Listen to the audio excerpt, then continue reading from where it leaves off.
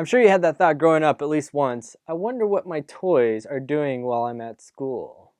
Well, we can blame Toy Story for making such a timeless classic that ignited our imagination. But did you also know that they left tons of hidden Easter eggs all over so that we could come back again and again to try to find them all?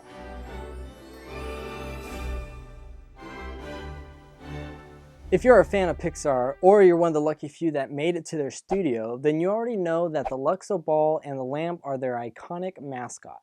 In Toy Story, both of them can be seen several times. The ball can be seen chasing the army man in the beginning when they're spying on the party, and again when the kids are running upstairs.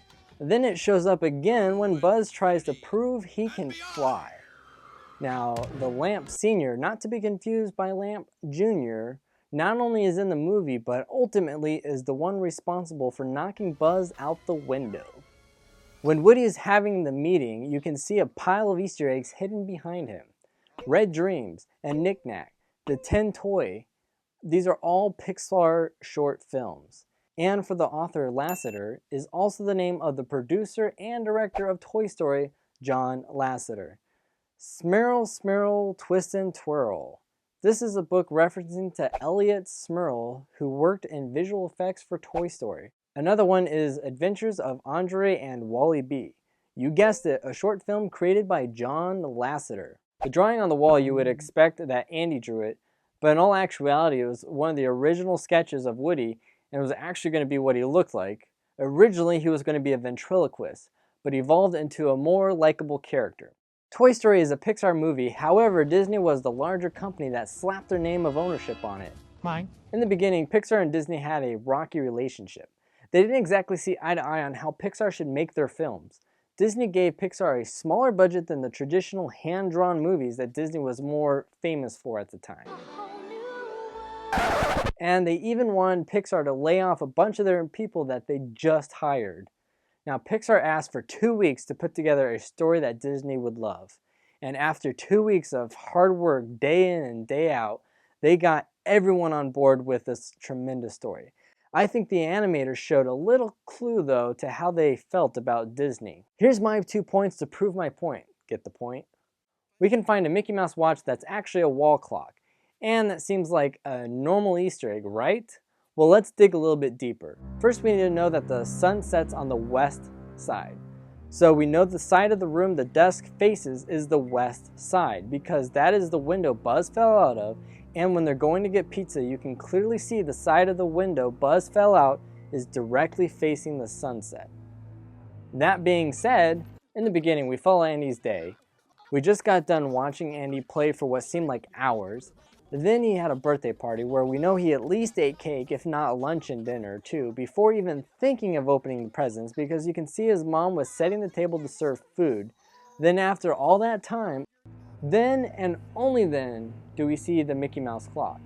And the clock says 12:05. Obviously it's not in the middle of the night, so we're saying it's noon.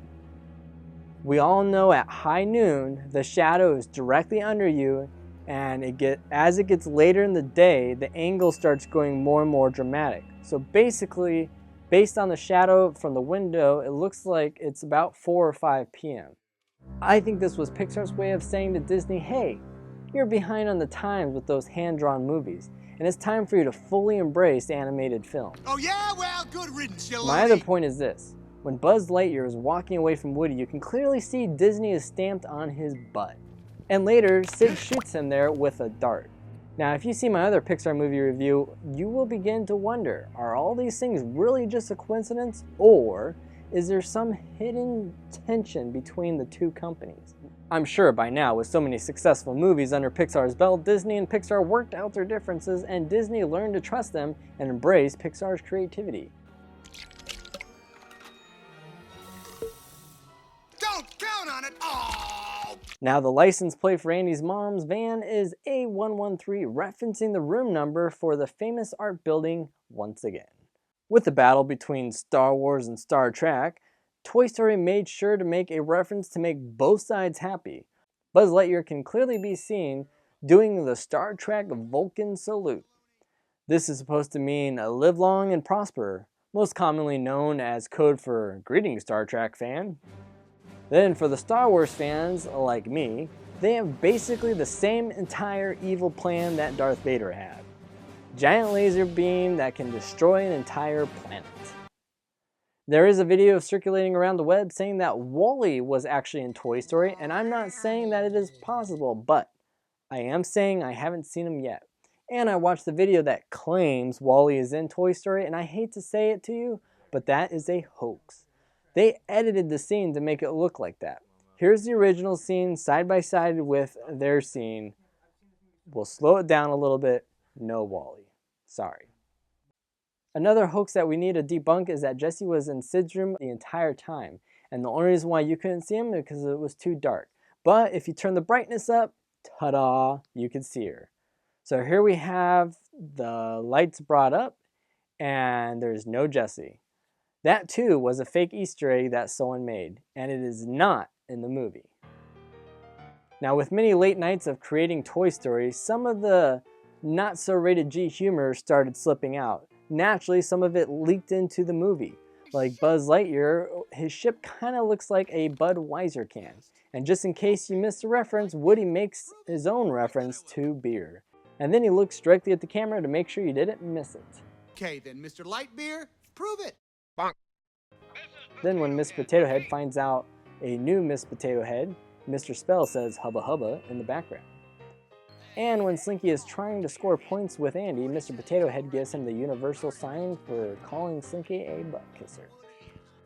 If you think Mr. Potato Head seemed like he was always a little bit on the grumpy side, that's because that is the type of personality Toy Story was going for. How would you feel if your body parts randomly moved around and fell off you all the time? Huh?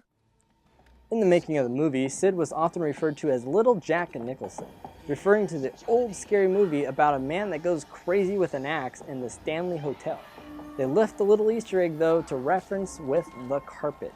It's the same exact floor from the hotel. Also, did you notice the creative wallpaper in Sid's house? That's right, those are marijuana leaves. Here's a little joke referencing to the band Megadeth. This seems like nothing special here. But if you're an animation nerd, you will recognize this teapot as not just any ordinary teapot. Oh no, it's the famous Utah teapot. This is another one of those inside jokes with creators to try to find a way to put the Utah teapot in their movie. This thing can be found everywhere, including your screensavers back in the day when all the lines would go everywhere, it would randomly show up. Notice the improvised interrogations handbook. That's where Sid gets all of his ideas on how to torture the toys.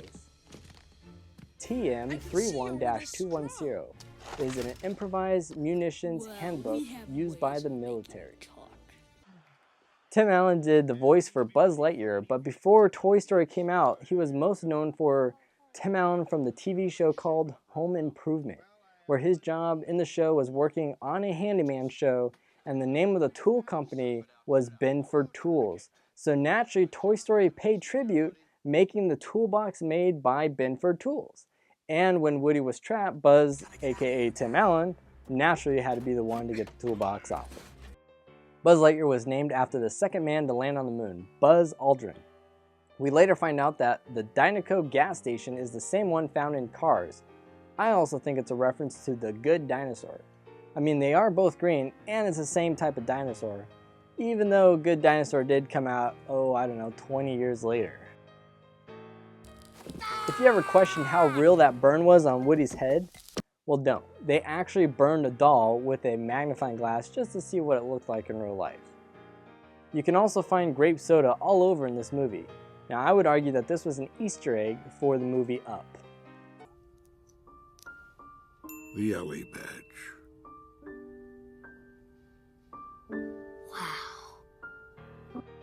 The name of the moving company is also an Easter egg, even though a lot of people seem to think that Eggman Movers is a reference to Dr. Eggman and Sonic. However, it's actually a reference to art director Ralph Eggleston. At Pixar, his login name was The Eggman. Near the end, when they're all trying to get back together, one could argue that this was the most tense scene in the entire film. The camera jump cuts to the baby in the car listening to The Lion King, secretly spoiling the end. Hakuna Matata means no worries, so obviously everything's going to be okay. If you ever used a baby monitor before, you'll know that this is a one-way baby monitor, and they obviously were listening to it the wrong way. They're talking into the listening end. When Buzz is exercising on the treadmill, you can see Mr. Spell is actually showing how many calories Buzz Lightyear is burning. According to Pixar.com, Toy Story 4 will be released on June 21st, 2019. So you have plenty of time to go back and watch all 3 of the first Toy Stories. And if you don't have them, you can always get your copy today at crazynate.com. Let me know in the comments below what movie you'd like to see next. And remember to share a smile with someone today. They are contagious.